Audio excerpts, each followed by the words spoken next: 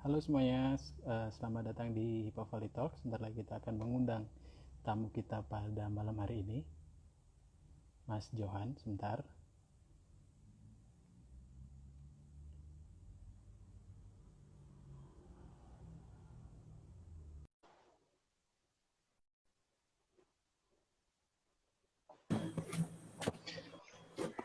Halo Mas Johan. Siap. Siap, mantap. Ada siap. Maaf, ini tadi Halo. ada. Halo, halo. Maaf, ada kendala teknis tadi, jadi kita terlambat 4 menit. Nggak apa-apa, santai aja bro. Siap, siap, siap. Monggo, Selamat silakan. malam Mas Johan. Gimana kabarnya? Selamat malam, sehat-sehat bro Bima. Siap. Dipanggilannya Bima ya? Siap, Bima aja Mas. Aku Oke, aku ini kok jauh di bawah Mas Johan ini kalau dari sisi angkatan. siap-siap. Oke, Siap. monggo. Ini Mas Johan lagi di mana, Mas? Saya posisi ada di Bali, bro Bima. Oh, siap, siap, siap, siap. Dia lagi ini ya, lagi sekalian bekerja di sana ya. Iya betul, karena memang ya pas dapat tugasnya yaitu di area Bali, karena Bali adalah pintu pertama terutama untuk wisatawan internasional sih, makanya saya standby-nya ada di Bali gitu bro. Siap, siap, siap, siap. Ini malam hari ini bagi teman-teman semuanya yang baru bergabung di Valley Talk episode malam hari ini kita akan bukan kita akan ya, tapi sudah nih kita sudah kedatangan tamu spesial khususnya bagi teman-teman yang tertarik dengan dunia pariwisata, entah sebagai penikmat wisatanya maupun pelaku bisnisnya. Kita kedatangan narasumber spesial pada malam hari ini, yaitu Mas Johan. Nanti silakan memperkenalkan diri Mas ya. Di mana Mas Johan nanti akan menjelaskan secara komprehensif, lengkap lah istilahnya. Dari perspektif seorang pelancong, seorang penikmat wisata, penikmat healing-healing, kalau sekarang istilahnya anak sekarang, dan juga membagi perspektif dari bagaimana sisi bisnisnya begitu Mas ya. Ya Ya betul betul. sebagai tambahan juga bagi teman-teman yang lain bahwa IPA Valley, alumni-alumni SMA Vanlit itu banyak sekali pengusaha-pengusaha yang lini usahanya itu sangat-sangat dapat diverse, sangat-sangat bermacam-macam dari penyedia komoditi, jasa, kemudian sekarang ada sampai ke wisata, kesehatan segala macam. Bahkan ada yang kemudian sampai melalang buana gitu kemana-mana. Nah, salah satunya ini Mas Johan ini. Baik, sebagaimana ini Mas ya, sebagaimana tradisi kita waktu berasrama dulu, kita Mm-mm. membuka kegiatan kita dengan tanda kemenangan Kristus dalam nama Bapa dan Putra dan Roh Kudus. Amin. Amin. Siap. Selamat malam Mas Johan. Siap. Selamat malam. Monggo Ya, bagaimana langsung. kabarnya sehat? Ya, sehat, sehat dan penuh semangat, penuh Siap, semangat. siap. Setiap hari selamat pagi Mas ya. Iya, memang harus selamat pagi ya. Apalagi kalau di dunia pariwisata itu kan ngurusin orang yang seneng-seneng, jadi harus Siap, harus siap. seneng. Siap, siap, siap. Betul, betul. Karena konteks wisata itu hiburan begitu ya. Iya, betul Menghibur. betul. Mm-mm. Baik, bisa memperkenalkan diri, Mas Johan, untuk biar teman-teman semua yang ada di sini itu tahu mengenal uh, Mas Johan. Monggo dipersilakan.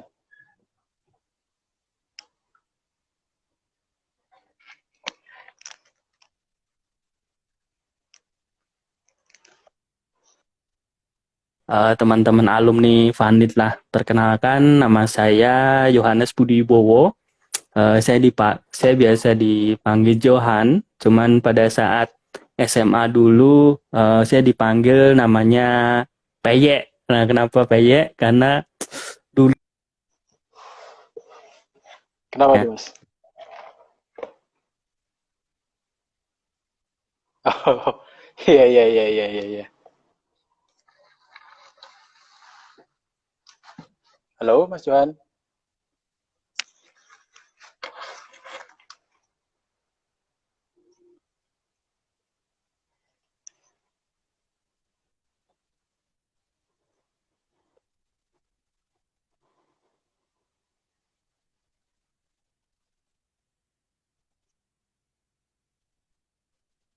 Halo. Eh, Mohon maaf Mas, ini di tampilan saya ini eh, Mas Johan agak terpotong-potong ya. Oh gitu. Oke, oke. Sebentar, Sebentar, sebentar Mas. sebentar. Saya coba.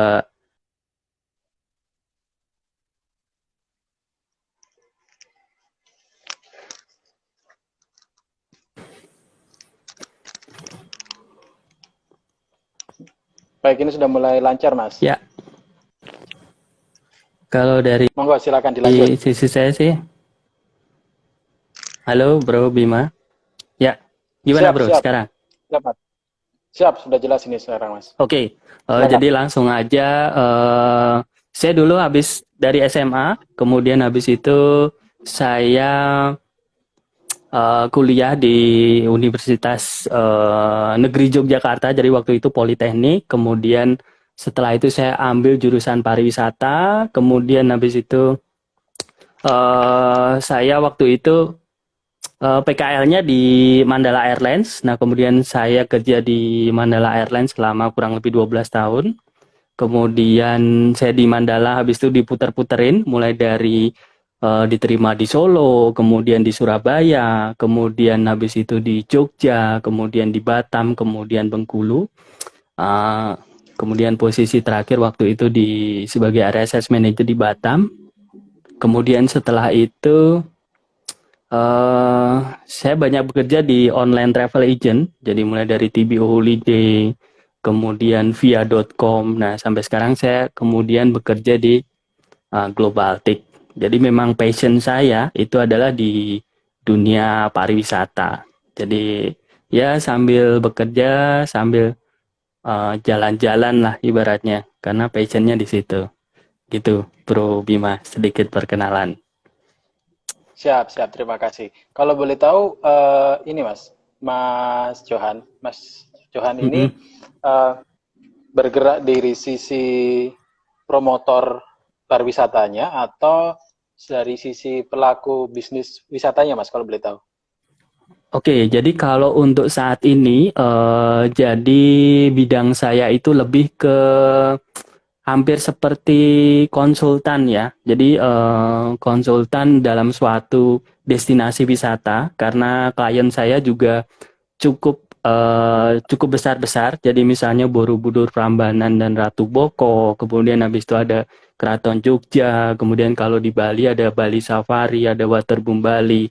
Jadi lebih ke memberikan solusi. Jadi bagi para pemilik destinasi wisata yang ingin mengembangkan terutama booking engine sih, karena memang saat ini adalah eranya digital. Jadi Betul, kalau betul. misalnya dari sisi destinasi wisata itu tidak mengikuti perkembangan zaman, itu nanti justru akan dilibas seperti online-online travel agent. Jadi seperti tiket.com, kemudian Traveloka. Makanya kita lihat kan saat ini dari sisi banyak travel agent offline itu yang berjatuhan. Kenapa? Karena mereka nggak bisa mengikuti perkembangan dan gap kemampuan teknologi yang dimiliki oleh para travel agent dengan OTA ini sangat jauh gitu. Nah, kemudian di sini dari saya, kemudian saya kebetulan bergabung di Globaltic. Jadi Globaltic ini adalah perusahaan dari Singapura, kemudian dari teknologi ticketing sistemnya itu digunakan oleh Singapore Tourism Board sehingga ketika masuk di Indonesia itu karena udah dibayar oleh mereka, jadi biayanya sangat kecil lah seperti itu. Jadi lebih ke solusi untuk pengembangan digital, Bisnisnya. ya ya pengembangan bisnisnya dan digital marketingnya sih bro. Kayak booking Siap, engine, siap, siap. kemudian distribusi gitu. Siap, siap. Ini menarik nih. Jadi bagi para pendengar, pemirsa semuanya di sini, kata kuncinya adalah konsultan. Jadi Mas Johan ini adalah sebagai konsultan, tahu sangat dan sangat berpengalaman bagi rekan-rekan semuanya, Mas Mbak semuanya, yang kebetulan mungkin bukan kebetulan juga sih, karena kalau membuka bisnis kan juga bukan kebetulan, tapi yang sekarang sedang mengembangkan usaha di bidang wisata, ini bisa nanti kita simak bagaimana insight-nya dari Mas Johan terkait bagaimana mengupgrade bisnisnya. Baik Mas Johan, kalau kita ngomongin wisata, kita nggak boleh skip dulu. Kita harus memulai dulu dari subjeknya, yaitu wisatawan, pelancong gitu. Sekarang kan kita sudah 2022, sudah sekitar 2 tahun setelah pandemi. Banyak sekali kemarin kita dengar waktu pandemi banyak yang bisnis wisata itu sangat terpukul, bisa kita bilang. Dan sekarang makin ke sini sudah ada insentif dari pemerintah dan berbagai macam kelompok usaha yang berusaha untuk menghidupkan kembali. Nah, tapi terlepas dari itu, Mas, boleh dikasih sedikit gambaran, Mas, sekarang kondisi dunia wisata, terutama dari sisi perspektif seorang wisatawan itu seperti apa, Mas, setelah pandemi ini? Oke, jadi kalau dari sisi wisatawan itu kondisi saat ini itu mereka umumnya udah sangat bosen. Jadi dengan adanya kita ibaratnya kan udah dikurung ya selama 2 tahun. Kemudian setelah itu dari sisi masyarakat dan juga wisatawan dari terutama mancanegara itu udah sangat gregetan. Kemudian aku pengen jalan-jalan lah seperti itu. Dan itu terbukti dengan pada saat Bali buka, jadi wisatawan terutama internasional itu udah langsung kondisinya naik.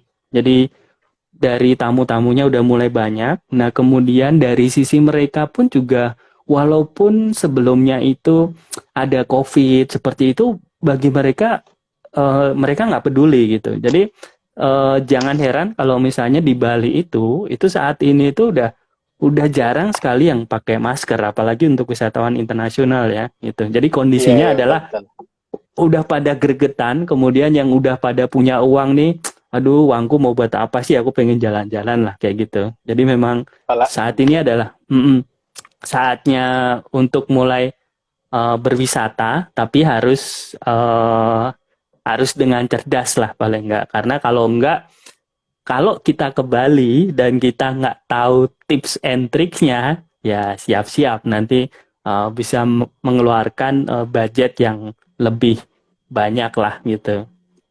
Siap, Bro. Ini menarik Mas ya, karena berwisata itu kan konteksnya kita selalu berusaha untuk menyenangkan diri kita. Nah, kalau menyenangkan itu kan, kalau kita konteksnya kesenangan itu kan angkanya itu bisa unlimited.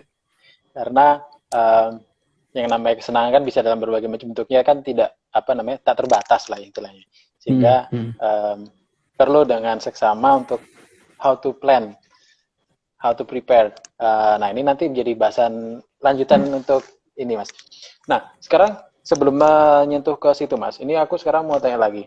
Nah, tadi kan Mas Johan sudah menceritakan bahwa orang-orang sekarang udah pada bosan kan, terkungkung di satu tempat terus gitu. Sudah mulai banyak, apalagi karena kemarin pandemi itu kan sosial media sangat aktif-aktifnya karena orang-orang ini. Kemudian periode 2021 itu kan sudah mulai aktif sebenarnya, tapi tidak seaktif 2022. Nah, sekarang berarti kan orang udah gregetan tuh, Mas. Udah pingin spend terus tuh, spend buat wisata. Nah, sekarang apakah ada perubahan destinasi gitu, Mas? Misalkan nih, top tempat wisata di Indonesia itu kan kalau nggak Bali Nusa itulah istilahnya ya, sekitaran Bali Nusa, kemudian beberapa daerah di Sulawesi, Jogja, Malang, Jogja. Nah, kira-kira dengan sekarang orang sudah hibernasi yang hampir 2 tahun ini, ada perubahan tren nggak, Mas? Oh, orang sekarang menyenangi hal apa gitu, perubahan apa gitu? Oke, ya, jadi gini, kondisi saat ini terutama dari sisi strategi marketing terutama dan juga dari sisi perspektif wisatawannya sendiri, itu saat ini yang justru sedang boomingnya adalah yang tempat-tempat yang Instagramable. Jadi kata kuncinya adalah visual, Instagramable. Ya? Jadi kita nggak heran lah kalau misalnya di Jogja kemudian begitu banyak wisatawan yang tempat wisata yang mulai tumbuh, jadi seperti HH Ocean View, kemudian HH Sky View, kemudian Obelik, kemudian itu yang ada di Jogja ya. Kemudian kalau yang ada di Bali itu banyak yang spot-spot yang Instagramable itu naik. Kemudian customernya sendiri itu, halo, agak sedikit Halo, itu halo ya. Mas. Siap, siap, sudah jelas ini. Halo bro. Halo, Ya, halo, sudah jelas Mas. Sudah jelas. Siap. Bisa halo. dilanjut Mas. Halo, halo. Sedikit gangguan ya bro. Iya, ini suaranya Mas John jelas kok Loadingnya. Mas. Ini di tempat saya lancar ini. Halo, halo. Ini dari sisi Halo. saya atau dari sisi Bro Bima ya? Mm, mm, mm. Oh, di tempat. Oh, oke, oke, oke. Oke. Tapi saya melihat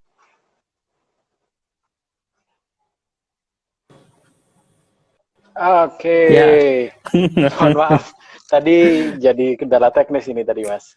Siap, siap, Ya, siap. nggak apa-apa. Ya, Siap.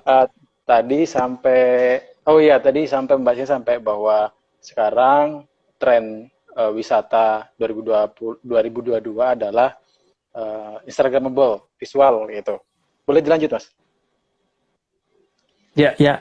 Oh, Contoh bro, tadi sorry. seperti yang di Tadi Jogja ya. pertanyaan sorry. Tadi pertanyaan terakhir agak agak sedikit mendayu-dayu. Bisa tolong diulangi lagi, bro? Oke, baik. Ya, oke, saya ulangi lagi Mas ya. Jadi em, sekarang itu kan setelah orang dan tanda kutip berpuasa berwisata ya selama 2 tahun terakhir ini. Nah, eh, orang-orang ini kan mungkin sebelumnya sudah apa ya menahan, apalagi mungkin sebelum Bali ini dibuka kan sudah melihat bagaimana di sosial media dan seterusnya. Nah, tapi terlepas dari itu semua, setelah orang berpuasa selama 2 bulan ini, pasti ada pemikiran apa ya? Mesti mereka ada yang beberapa merenungkan kira-kira ada alternatif wisata lain nggak sih yang kemudian akhirnya merubah dari pola konsumsi wisatawan, misalkan contohnya Mas. Nah, untuk sekarang sendiri pola konsumsi wisata kita itu sekarang wisatawan kita seperti apa? Apakah sama katakanlah Bali, Nusa, dan sekitarnya yang menjadi destinasi yang seperti sebelum pandemi, polanya sama seperti sebelum pandemi, jadi ke daerah-daerah wisata seperti Jogja, Solo, Bali, Nusa, begitu, atau ada perubahan baru gitu Mas di setelah era pandemi ini?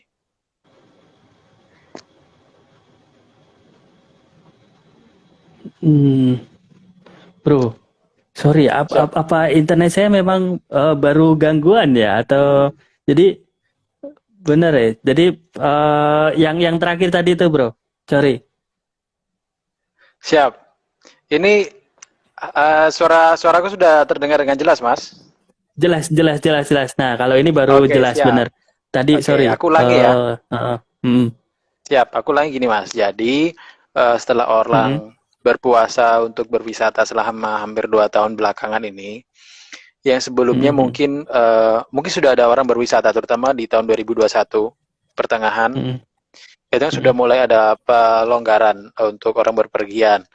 Nah, hmm, eh, kemudian selama pandemi ini kan orang melihat bahwa ada mulai seperti tadi yang Mas bilang tadi, bahwa hmm, orang sekarang mulai menyenangi hal-hal yang secara visual bagus, yang untuk hmm, yang sangat-sangat instagramable begitu, hmm, yang hmm, trennya seperti itu. Nah, itu hmm, kan ada satu perubahan tren yang tadi barusan Mas jelaskan. Apakah pertanyaan saya itu apa hmm, ada perubahan tren lain gitu? Mungkin ataukah malah hmm. sama seperti sebelum pandemi? Kalau sebelum pandemi kan Oke. destinasi utamanya itu kan kalau nggak ya Bali Nusa, Hmm, Jogja, hmm, Malang, sekitaran Malang itu, hmm, kemudian mungkin ada hmm, daerah lain seperti di Sulawesi dan seterusnya begitu. Boleh hmm, di-share Mas terkait dengan pola hmm. konsumen yang baru ini Oke, setelah pandemi? jadi jadi pola konsumen yang baru saat ini itu pada prinsipnya saat ini mereka akan searching dulu, kemudian habis itu searchingnya itu terutama di Google ya. Nah Siap. kemudian setelah searching di Google, kemudian umumnya mereka itu akan melihat 3 poin penting. Ya, 3 poin-poin penting. Yang pertama yaitu dia riset dulu, jadi kayak searching seperti itu. Kemudian habis itu yang kedua itu mereka melihat review-reviewnya. Jadi search, kemudian habis itu reviewnya seperti apa. Nah, kemudian setelah itu baru yang ketiga ini kemudian mereka akan membanding-bandingkan terutama untuk harganya seperti itu. Nah, kalau dari saat ini itu memang umumnya dari sisi customer itu mereka akan melihat harga dari online travel agent. Jadi tidak jarang mereka melihat di tiket.com, kemudian di Traveloka, kemudian juga di Google seperti itu dan juga ke online travel agent yang lainnya. Kenapa seperti itu? Karena memang saat ini itu dari sisi tour dan atraksi itu sudah hampir sama levelnya itu dengan dari sisi flight kemudian hotel. Nah, saat ini mulai atraksi dan tour ini yang mulai Jadi primadona menggunakan ya. searching itu. Jadi saran saya adalah kalau destinasi itu kalau misalnya belum belum memiliki istilahnya booking engine, nah itu harus sudah saatnya untuk memiliki booking engine sih seperti itu. Nah kemudian, nah kenapa hal itu harus dilakukan? Karena dulu itu dari sisi online travel agent itu mereka udah sangat jor-joran. Jadi harga harga tiket misalnya dari 100.000, kemudian habis itu langsung dibanting oleh mereka di 75.000. Bahkan mereka pun ibaratnya mau jual rugi lah seperti itu. Nah, cuman kondisi saat ini itu justru berbalik. Berbaliknya itu seperti ini. Dari sisi online travel agent seperti tiket.com dan Traveloka itu dia udah mulai, dulu kan saya udah invest nih besar-besaran. Nah, Udah bakar saat ya. bakar-bakar duit kayak gitu. Nah, karena dari sisi mereka kan ingin menghancurkan travel agent offline nih. Nah, habis itu karena mereka Ya. travel agent offline-nya udah hancur istilahnya, ya udah ini saatnya untuk mencari uang. Hanya saja yang jadi poin penting adalah dari sisi mereka itu mematok komisi yang sangat besar, bahkan sampai minimal itu tiket, oh sorry, Traveloka itu sekitar hampir 30% lah, lebih dari 25%. Jadi misalnya harga tiketnya 100.000, maka dari Traveloka itu harus dapat sekitar 25%. Nah, kalau dari sisi pemilik destinasi itu tidak memulai untuk pembuatan booking engine ini, nah udah siap-siap lah. Jadi paling enggak kita harus mengeluarkan sekitar 25% itu. Walaupun sebenarnya kalau punya booking engine sendiri, itu paling tidak 20%-nya itu kita bisa ya untuk biaya marketing lah. Seperti itu sih, bro, kondisi saat ini. Siap, siap. Berarti kalau bisa dibilang dari sisi destinasi atau pilihan wisatanya tidak Mm-mm. terlalu banyak berubah. Ya ada, tapi Mm-mm. hanya dari sisi bentuk konsumsinya saja. Tapi yang berubah itu Mm-mm. dari proses untuk pemilihannya itu Mas ya. Dari proses Iya, menyiapkan itu sekarang sudah berubah ya. iya, betul betul. Memang harus berubah sih. Dan sekarang gini, jadi kita melihat di Bali itu sendiri, itu kalau misalnya kita datang di tempat-tempat langsung ya, contoh seperti water spot Tanjung Benoa, habis itu ke Dinner Jimbaran, itu kalau misalnya nggak beli voucher ibaratnya ya siap-siap deh. Jadi Oh iya, iya, memang iya, harus betul. digital sih, baik dari sisi customer dan juga dari sisi pemilik usaha dan pemilik usaha wisata gitu, bro. Siap, siap. Nah, ini sekarang gini Mas. Tadi Mas Johan itu kan bahas bahwa sekarang eh, apa namanya jasa travel agent yang offline itu kan sudah mulai banyak berjatuhan. Sekarang Mm-mm. didominasi oleh travel agent online yang menurut saya itu Ya, sudah sangat mendominasi pasar di Indonesia. Dan sekarang malah betul. mereka seperti yang tadi Mas Johan jelaskan sudah mulai uh, karena sudah wah saya sudah monopoli nih, sudah pemain besar nih istilahnya kan, berarti saya bisa membuat Mm. kebijakan yang sesuka saya gitu kasarnya gitu kan. Ya, betul, betul, Nah, betul. sekarang dengan kondisi yang seperti itu, sekarang kita sebagai uh, konsumen Mm. menyiasatinya bagaimana Mas? Terutama tadi seperti yang tadi Mas Johan bilang, katakanlah saya mau berwisata ke Bali gitu. menyiasati Mm-mm. untuk tidak akhirnya mengeluarkan expense yang berlebihan, terutama seperti Mm-mm. itu. Bisa dibagikan Mm-mm. tips-tipsnya, Mas? Oke, jadi untuk yang tips yang pertama itu kalau mau ke Bali, jadi pertama ya, pertama itu kan adalah cara mau maju dari tempat kita ke tempat destinasi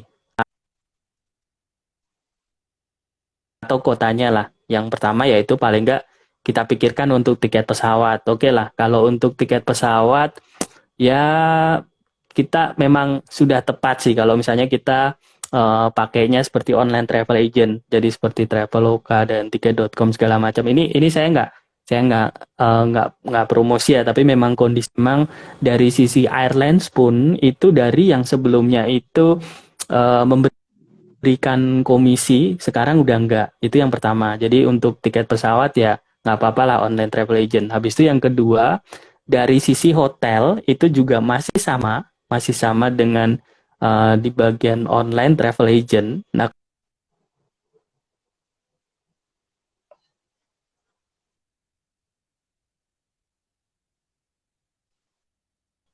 seperti ini eh, memang sebelumnya itu ada tiket.com, habis itu kemudian Traveloka, kemudian terutama dua itu, kemudian ada juga Klook, kemudian TripAdvisor.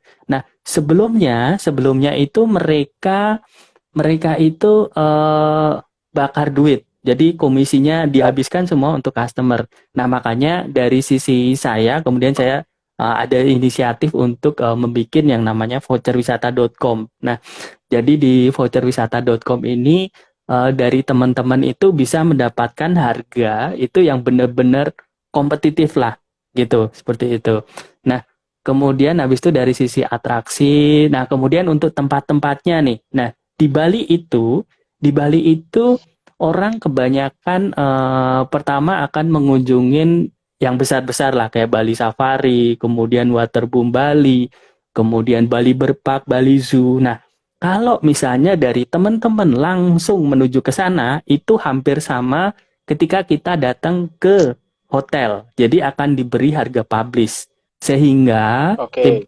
tip dari saya adalah cobalah di search dulu, ya boleh lah Traveloka, tiket.com segala macam. Nah, jadi di saat ini di Google sendiri itu mereka ada namanya Google Things to Do. Nah, Google Things to Do Oke. di sini itu kalau misalnya kita melihat Waterboom Bali. Nah, Waterboom Bali di situ ada tiket namanya official site lah seperti itu. Nah, itu memang resmi dari Waterboom Bali. Cuman yang kalau beli di sana ya harganya harga publish gitu. Jadi saran saya ya untuk research itu akan lebih baik jika menggunakan online travel agent. Cuman ya perlu diperhitungkan juga untuk yang tempat saya sih. Walaupun saya promosi ya voucher wisata, tapi harganya bisa bersaing sih. Karena memang saya jamin harganya akan jauh di bawah. Itu sih bro. Siap, siap, Kemudian siap. ada tips yang lain lagi, contoh seperti kalau kita mau ke water spot ya, water spot Tanjung Benua seperti itu ya, lebih baik cari online dulu lah. Karena kalau enggak itu, aduh benar-benar harganya. Kadang saya sebagai pelaku pariwisata itu ya agak sedih juga, Kaget. walaupun memang iya, jadi karena harganya itu harga bule sih bro, gitu. Jadi Oh, iya, kalau iya, iya. misalnya ya, jadi kalau misalnya kita udah apa namanya, udah sultan sih nggak masalah. Tapi kalau misalnya memang kalau kita bisa lebih efisien lagi akan lebih baik sih. Nah, itu. Kemudian ada tips lagi nih, yang kalau kita search misalnya kita mau tur di Bali. Nah, itu jangan mudah terpancing dengan tawaran apa ya, transport dengan harga murah. Jadi kadang itu harga sekarang sewa mobil 12 jam itu kadang 350 seperti itu.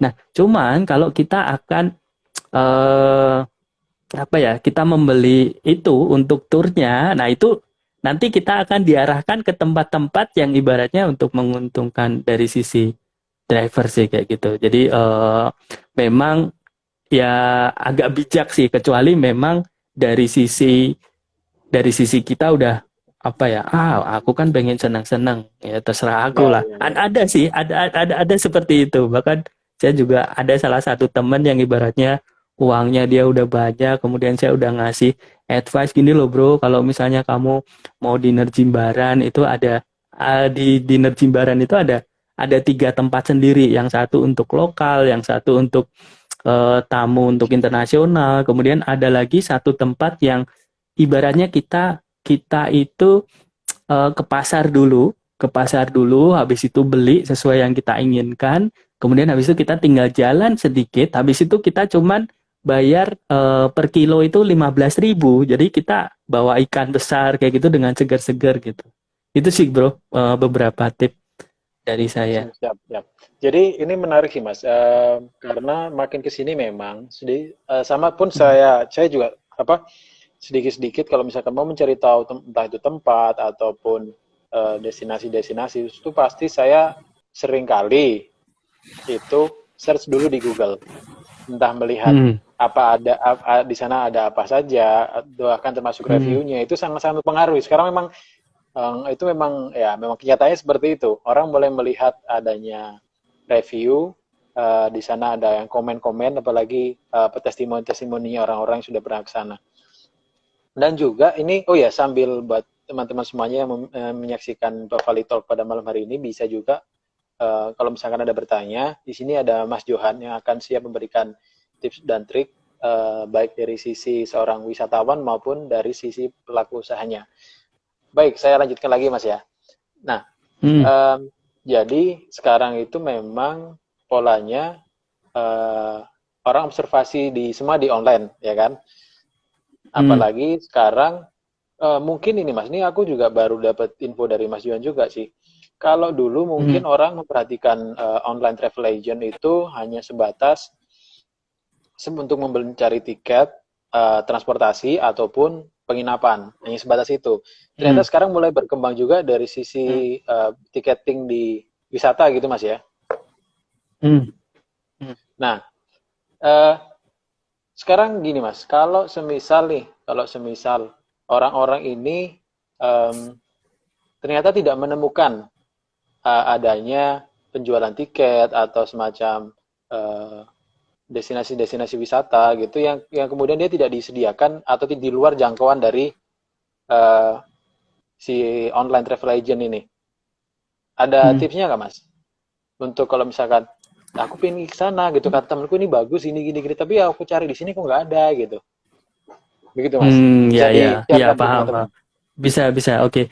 Jadi gini, memang saat ini itu yang sedang hancur. Jadi ibaratnya itu adalah transport tour sih. Jadi ini juga gimana ya? Kita kita nggak menampik ke, karena gini, Traveloka itu saat ini itu yang perlu teman-teman ketahui itu dia itu benar-benar menghancurkan harga tour.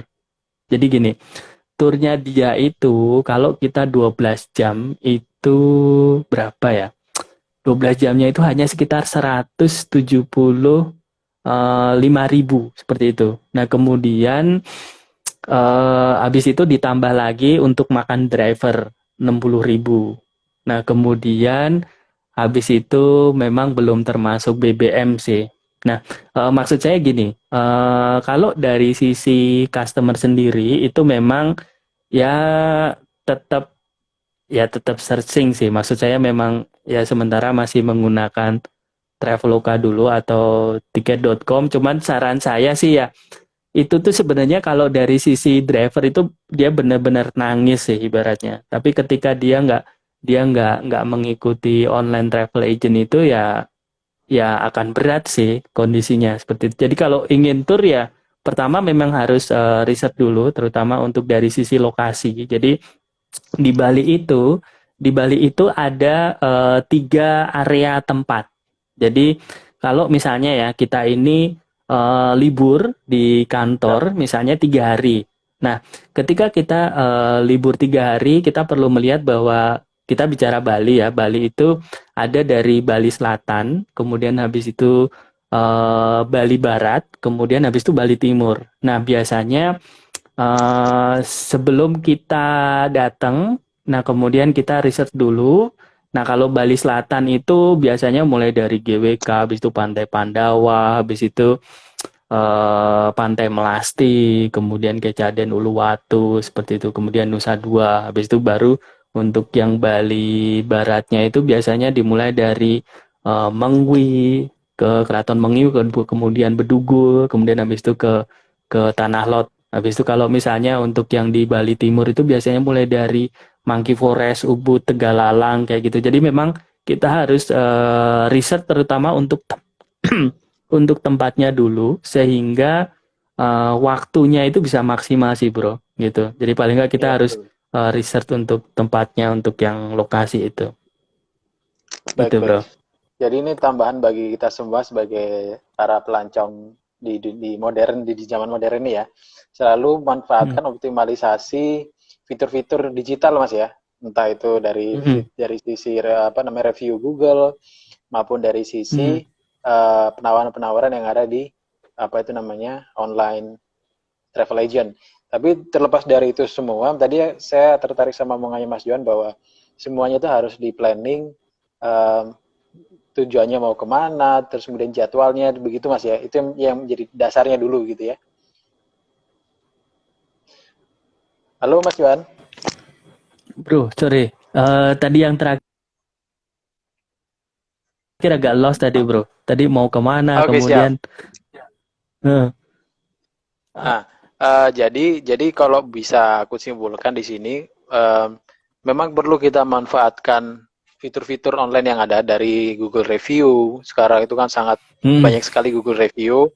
Juga hmm, hmm, fitur-fitur yang ada penawaran-penawaran yang ada di online travel agent juga. Tapi terlepas hmm, dari itu semua, yang menurut Mas Johan yang bisa saya tangkap adalah penentuan lokasi wisatanya, penjadwalan itu hmm, lebih diutamakan dulu sebelum kita eksekusi. Nah, eksekusinya baru kita melihat hmm, di online-nya begitu ya, Mas ya.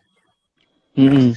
Nah, ini Mas, ini oh ya, bagi teman-teman yang mau menanyakan ini silakan nanti bisa tulis di kolom pertanyaannya di menu pertanyaan.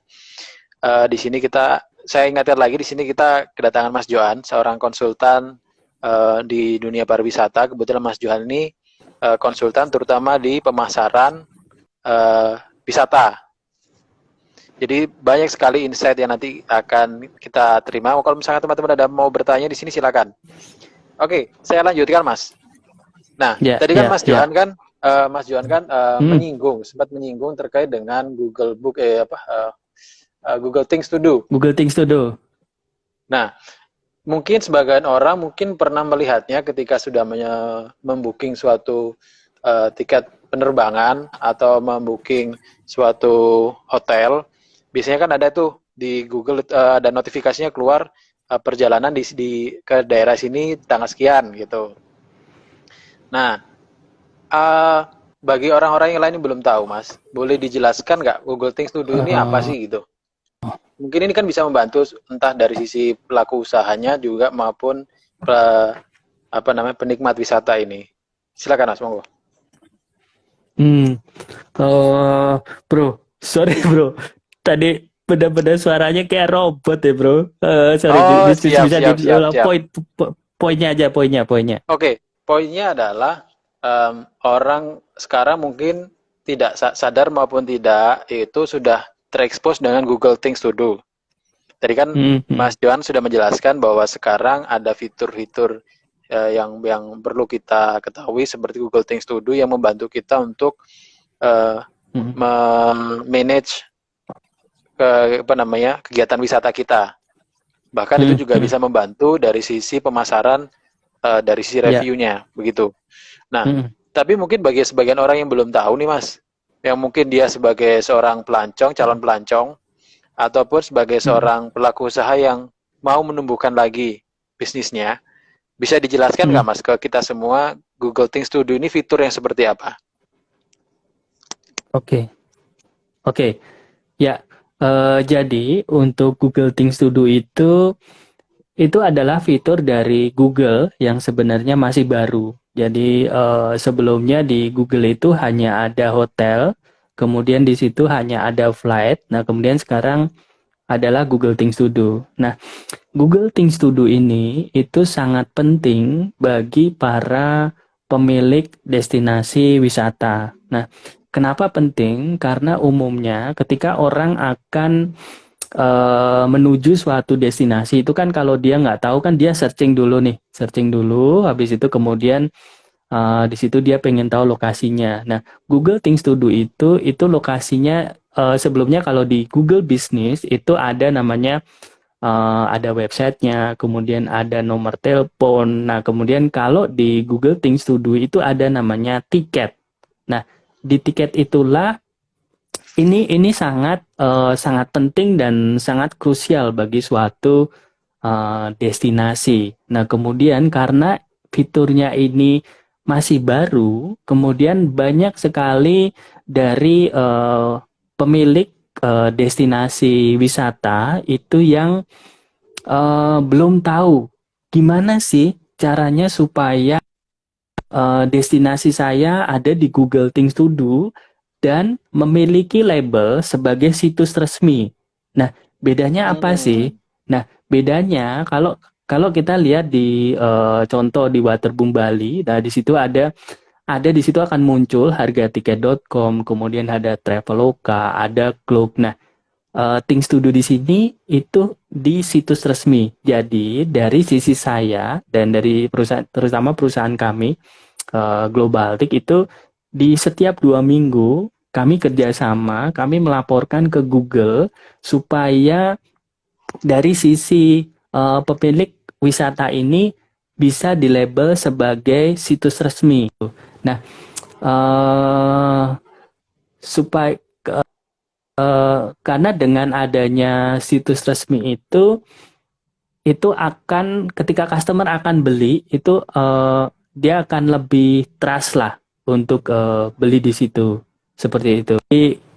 Tapi kuncinya paling tidak dari sisi pemilik destinasi itu harus memiliki website, kemudian setelah itu booking engine. Nah, di sinilah dari kami akan membantu supaya bagi yang belum punya booking engine nanti kita bisa bikinkan, kemudian kita akan hubungkan di Google Things to Do sebagai situs resmi. Kemudian setelah itu kami juga akan membantu mendistribusikan produknya itu ke 3 channel distribusi. Jadi ke travel, kemudian travel agent online, kemudian yang terakhir yaitu ke marketplace seperti itu. Jadi ketika nah, bisa konsultasi dengan saya untuk membantu memasarkannya. Karena di kita juga ketika ada yang ingin Google Things to Do, itu juga nanti akan kami tautkan namanya Google Analytics. Jadi skripnya itu dimasukkan di sistem sehingga dari sisi destinasi itu bisa paham benar. Jadi berapa orang yang mengunjungi website, kemudian dari kota mana aja, umurnya berapa aja, sehingga setelah itu ketika kita akan mengiklankan akan lebih spesifik gitu sih bro tentang Google Things to Siap, Do. siap. Jadi ini lebih ini Mas ya, Google Things to Do itu fitur yang tadi pengembangan eh, dari setelah kita booking pesawat, hotel, biasanya kan ada keluar tuh Hmm, kita mau melakukan apa namanya pergi ke daerah ini gitu tanggal sekian gitu, flight hmm, ini, di hotel ini gitu. hmm, Sekarang mulai hmm. dikembangkan ke destinasi apa saja, tempat mana saja yang bisa kita singgahi di kota tujuan itu Mas ya. Iya betul betul. Yang Jadi muncul di di fitur Google Things masing-masing to Do ini. atraksi wisata itu dia akan muncul yang namanya tiket itu. Dan karena ini teknologinya masih baru, jadi dari sisi pemilik destinasi wisata itu banyak yang belum memahamin. Padahal ketika dia udah punya hal ini sangat berimpact, terutama kita nggak perlu mengeluarkan biaya banyak-banyak, terutama untuk Google Advertising sih. Karena kan Google jadi trennya kalau dulu itu kan SEO ya, SEO habis itu Ya gimana betul caranya betul. supaya kita kita kita masuk di Tren nomor terus lah. satu seperti itu. Ya. Nah, Kalau saat ini ketika kita udah punya destinasinya sendiri, ya udah tinggal kita cantumin bahwa kita adalah situs resmi, udah kita nggak perlu ibaratnya ngiklankan lagi untuk SEO. Jadi SEO itu kan nggak pakai uang, jadi kita nggak perlu pakai SEM seperti itu sih. Keuntungannya dari Google Things to Do. Nah, ini penting bagi teman-teman semuanya kalau mau, berarti ini sekarang lebih kayak ini Mas ya. Jadi kayak ibarat sosial media itu kayak verifikasi gitu ya. Jadi dia dapat semacam verified account, kalau di sosial media mungkin centang biru kali ya. Oke. Jadi bukan seperti itu sih, Bro. Jadi gini. Makanya tadi saya mendengar penjelasan Mas Johan itu seperti di suatu destinasi wisata itu semacam ada verifikasi dari Google gitu. Sehingga nanti keluar semua informasi-informasi penting yang ditargetkan untuk para calon konsumen.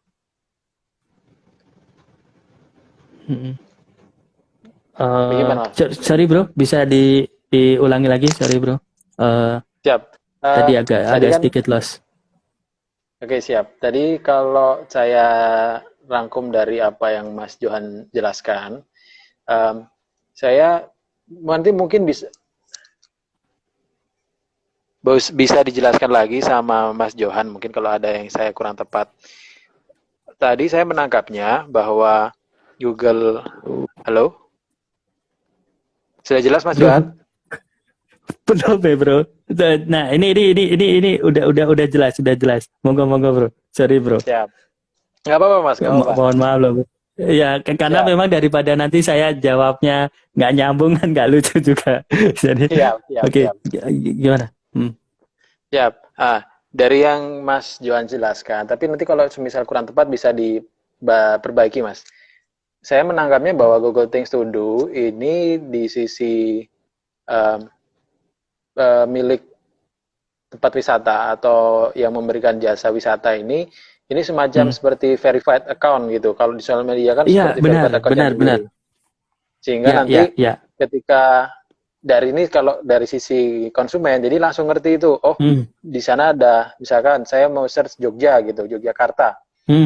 Itu nanti keluar destinasi wisata yang sudah diverifikasi oleh Google itu apa saja beserta harga-harganya begitu. Betul.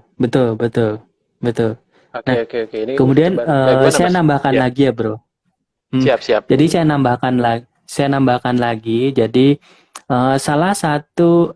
beberapa keuntungan dari pembuatan booking engine itu, pertama memang dari kami membantu sehingga di Google itu sebagai Google Things to Do, kemudian official site, itu yang pertama.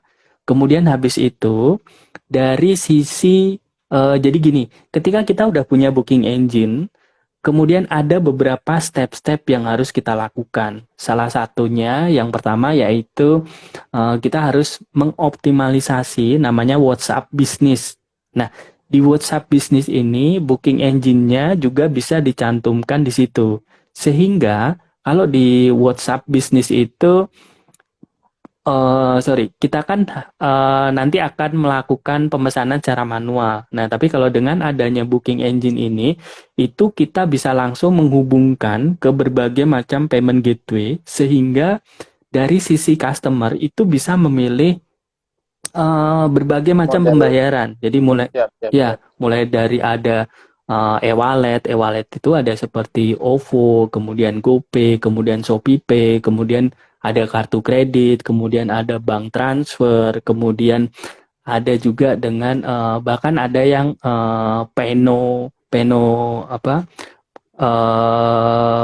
kredit seperti itu. Nah, jadi booking engine-nya itu ketika udah kita buatkan, yang pertama ke Google Things to Do satu, yang kedua bisa di-linkkan di WhatsApp Business, habis itu yang ketiga bisa di-linkkan di Facebook, kemudian bisa di-linkkan juga di Instagram. Nah, tujuannya apa? Sehingga dari sisi customer dan dari sisi CS itu nggak perlu balas-balas lah ibaratnya. Kalau dulu kan sebelumnya, Mas, aku mau ke situ, harganya berapa? Terus habis itu kita ngetik. Habis itu, nah tapi kalau dengan adanya booking engine ini ya udah adanya ini, habis itu tinggal beli gitu. Seperti itu sih, dan itu sangat sangat memudahkan, dan dari sisi customer sendiri dia juga akan lebih trust. Kenapa? Karena memang ini untuk memiliki sebuah payment gateway sendiri itu juga gak mudah sih, dan ini berarti bukan bukan perusahaan yang biasa-biasa tapi Asal benar-benar gitu ya. kredibel. Hmm, gitu sih bro. Nah, ini Mas, kita udah ngomongin panjang lebar terkait apa namanya Google Things to Do ini, cuman mungkin sebagian dari kita itu belum terlalu mengenal tentang ini. Kita mengenal dulu deh Mas. Ini kita menurut sebentar. Booking engine itu gimana sih Mas? Apakah booking engine itu kayak seperti kita membuat sistem apa namanya sistem IT untuk menerima order dan seterusnya, atau bagaimana? Atau kita ikut di sistem yang sudah established, yang sudah Oke. ada, kita join jadi Hmm. membernya itu bagaimana nih? Mungkin Oke, sebagian biar oke. orang-orang juga mengetahui. Oke. Ya, oke. Google Booking Engine itu dulu dulu level pertama itu masih sebatas apa ya? Misalnya kita ada Web Google gitu. Form. Nah, kemudian di situ harus ada apa? Harus ada orang yang untuk membalas. Nah, kalau booking engine yang kita tawarkan saat ini itu udah terauto terauto auto AI ya. otomisasi.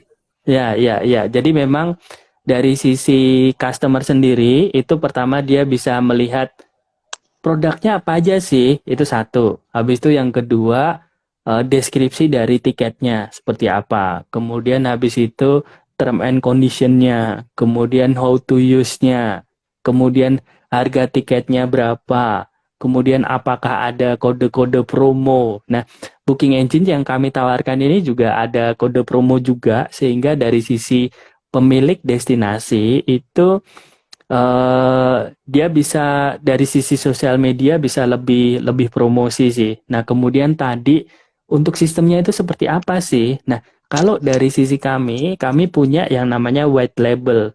Nah, white label di sini ibaratnya kami akan buatkan booking engine yang kami template-nya udah kita buatkan dengan menggunakan logo, kemudian menggunakan foto-foto yang semuanya itu eh, dari sisi merchant sendiri. Nah, kemudian dari sisi kami juga, kami akan menyediakan suatu dashboard sehingga dari pemilik destinasi itu langsung bisa mengedit sendiri fotonya, deskripsinya, segala macam. Nah, kemudian begitu juga dengan harganya. Harganya pun juga ada dua ibaratnya. Yang pertama adalah harga publishnya berapa, kemudian harga promonya berapa, kemudian kalau akan membuat kode-kode promo itu juga juga bisa juga. Nah, tadi jadi kita udah ada satu sistem. Nah, tinggal kita rubah logo, foto Tampilannya segala tuh. macam. Kemudian setelah itu kita ibaratnya sharing profit lah. Nah, sharing profitnya di sini kita juga mengenakannya nggak mahal. Jadi kalau misalnya kita iklankan di Traveloka, tiket.com itu kan mereka ngambil sekitar 15-20%. Nah, kalau kalau di sisi kami itu kita hanya mengenakan itu maksimal 5%. Kenapa Oh, murah 5%? sekali. Kan ya, ya. Kenapa 5%? Karena memang kita harus perlu spare yang paling mahal yaitu kartu kredit. Cas dari kartu kredit itu sekitar 2,5, tapi kalau cas untuk seperti e-wallet itu sekitar 1%, kemudian kalau cas untuk bank transfer itu sekitar 2%. Seperti itu. Nah kemudian untuk payment gateway-nya di sini itu kami ada dua solusi. Jadi solusi yang pertama itu kalau misalnya ada suatu destinasi wisata besar lah, contoh misalnya Garuda Wisnu Kencana.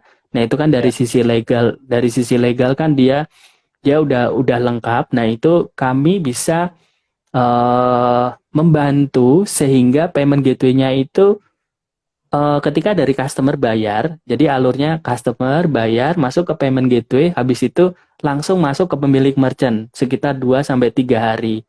Nah, kemudian kita juga ada solusi lagi kalau misalnya ibaratnya pemilik destinasi yang legalnya belum lengkap lah. Nah, itu baru bisa menggunakan payment gateway kami. Nah, kemudian setelah itu kami charge-nya sekitar maksimal 5% sih. Udah, itu aja. Jadi nggak ada biaya untuk yang lain-lain. Nah, saat ini kami ada promo sampai di 31 Desember itu kami hanya mengenakan eh, maksimal 3%, tapi setelah di bulan Januari kami ada 3 tier sih. Yang pertama yaitu per bulan itu hanya sekitar 150.000, kemudian kami motong itu cuma 1,5%. Itu tier pertama. Tier yang kedua itu sekitar 1,6 juta, tapi kami hanya motong 0,75. Kemudian yang tier yang ketiga ini per bulan itu sekitar 6 juta, tapi nggak ada biaya booking fee sih. Jadi masih cukup murah sih dibandingkan kalau misalnya ya kita jualan di tiket.com, Traveloka kayak gitu sih, bro. Siap, siap, siap. Kalau boleh tahu Hmm. nanti ini bentuknya seperti apa, Mas? Seperti setiap orang punya booking engine, berarti kayak situsnya sendiri-sendiri, webnya sendiri-sendiri, atau modelnya satu pintu, berbagai macam destinasi dalam satu Oke, pintu, atau bagaimana? oke. Ya, oke. Jadi gini, misalnya ada satu destinasi A. Nah, Siap. kemudian destinasi A ini misalnya sama sekali belum punya website. Nah, itu bisa kita bikinkan juga dan nggak kena biaya. Itu satu. Kemudian habis itu ada kemungkinan yang kedua. Itu adalah saya udah punya website nih. Nah, kemudian kita cukup ada satu button. Jadi misalnya book now seperti itu. Nah, kemudian ketika klik di book now, kemudian